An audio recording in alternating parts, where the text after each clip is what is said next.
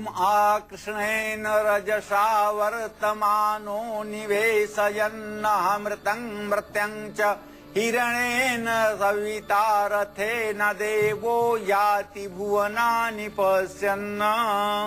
ओम गृणी सूर्याय नमः। यह सूर्य का वैदिक मंत्र है। आज परम पुनीत दिन है सूर्य षष्ठी का।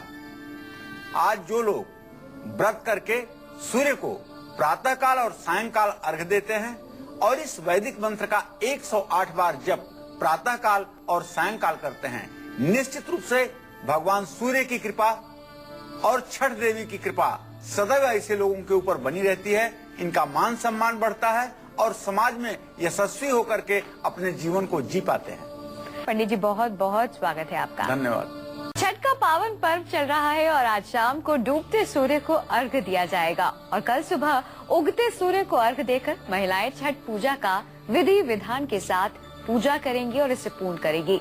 सूर्यदेव की उपासना के सबसे बड़े त्योहार पर आप कैसे पा सकते हैं सूर्यदेव के साथ साथ छठी मैया का आशीर्वाद, यही आज कालचक्र में पंडित जी आपको बताने वाले हैं। साथ ही साथ अपनी राशि अनुसार आपको हमेशा कौन सा वो एक खास उपाय करना चाहिए जिससे कि आपको कार्यक्षेत्र में अपार सफलता मिले, ये भी आज पंडित जी आपको बताने वाले हैं। और हमेशा की तरह अपनी चर्चा को शुरू करें उससे पहले आइए जान लेते हैं आज का शुभ मुहूर्त।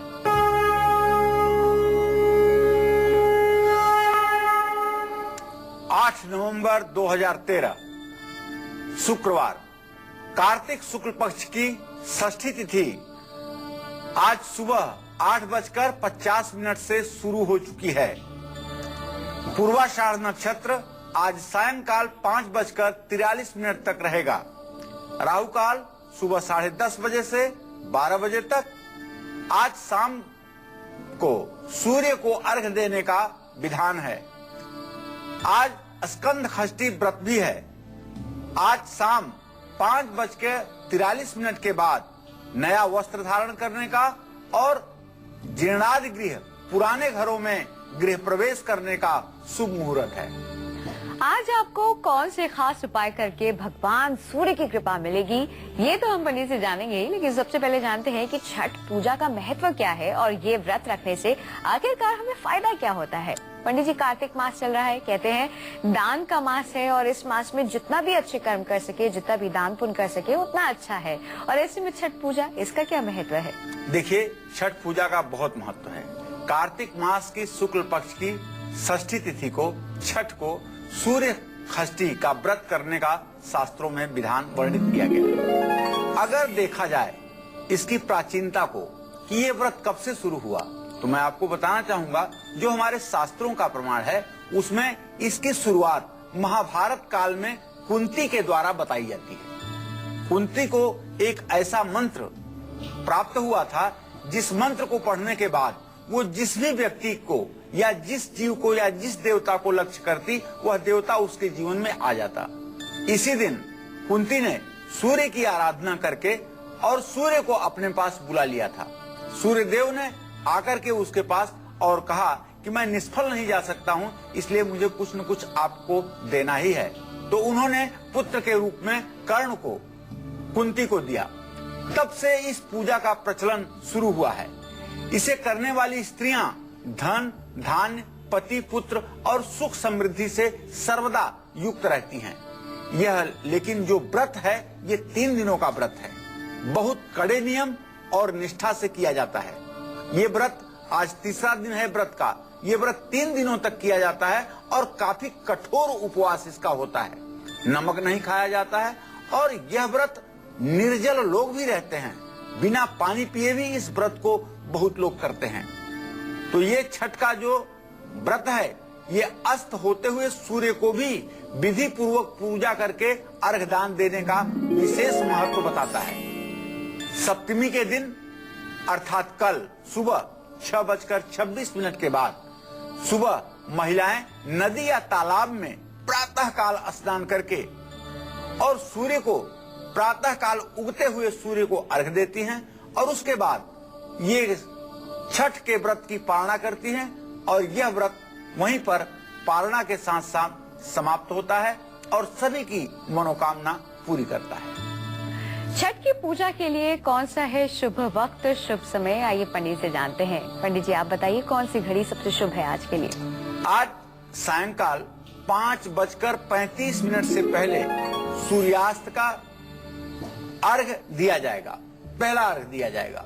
5:35 पर इंडियन स्टैंडर्ड टाइम के अनुसार सूर्य अस्त होगा।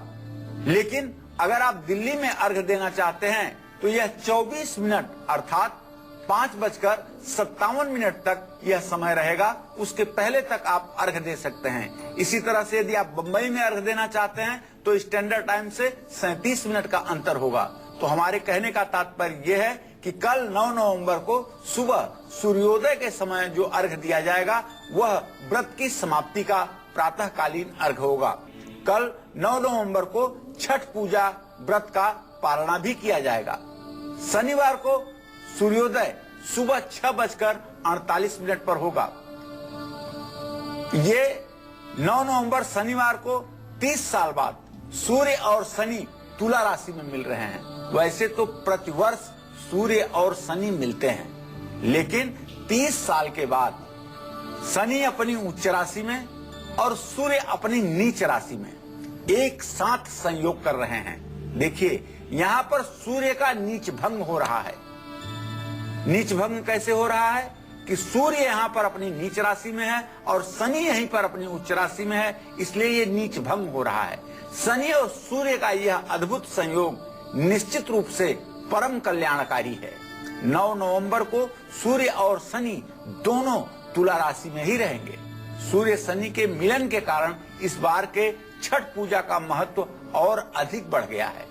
तो निश्चित रूप से आज जो लोग सायंकालीन सूर्य को अर्घ देंगे और कल प्रातःकालीन अर्घ दे करके सूर्य षष्ठी व्रत का पालना करेंगे, वो निस्संदेह एक बहुत बड़े ऐतिहासिक पल के साक्षी बनेंगे और पुण्य के भागीदार बनेंगे। इसमें कोई दो राय नहीं।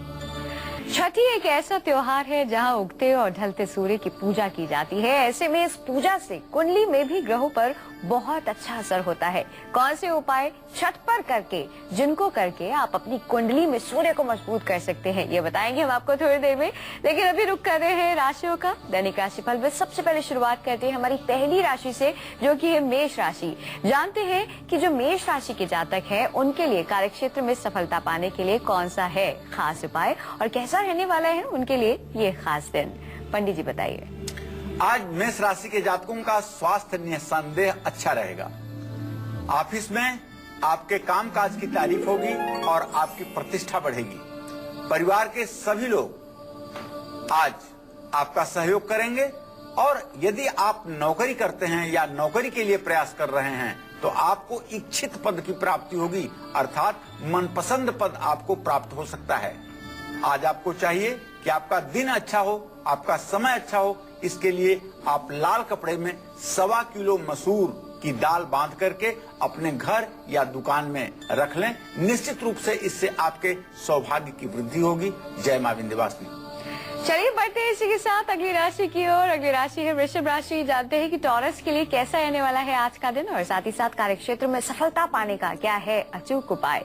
पंडित जी बताइए। आज वृषभ राशि के जातकों का यदि ग्रह गोचर देखा जाए तो आज जो निष्कर्ष निकल रहा है उसके आधार पर बताना चाहूंगा कि आज आप जितनी मेहनत करेंगे उतनी ही सफलता आपको प्राप्त होगी। स्वास्थ्य में आपके सुधार की स्थिति रहेगी। आपका स्वास्थ्य बहुत अच्छी तरह से सुधार की दिशा में बढ़ेगा। और यदि आज आप किसी प्रकार की प्रतियोगी परीक्षा में भाग ले रहे हैं, सम्मिलित हो रहे हैं, तो उसमें आपको सफलता मिलेगी। मित्रों और भाइयों का आपको सहयोग प्राप्त होगा। आज आपको चाहिए कि पवित्र नदी का, किसी पवित्र नदी का, गंगा, जमुना, पवित्र नदी का जल आप मटके या बर्तन में रख करके उसे सफेद कपड़े से ढक करके अपने घर में, ईशान कोण में या कार्य क्षेत्र में जरूर रखें। इससे घर में रोग की स्थिति समाप्त होगी और घर में उन्नति का वातावरण बनेगा। जय मां विंध्यवासिनी।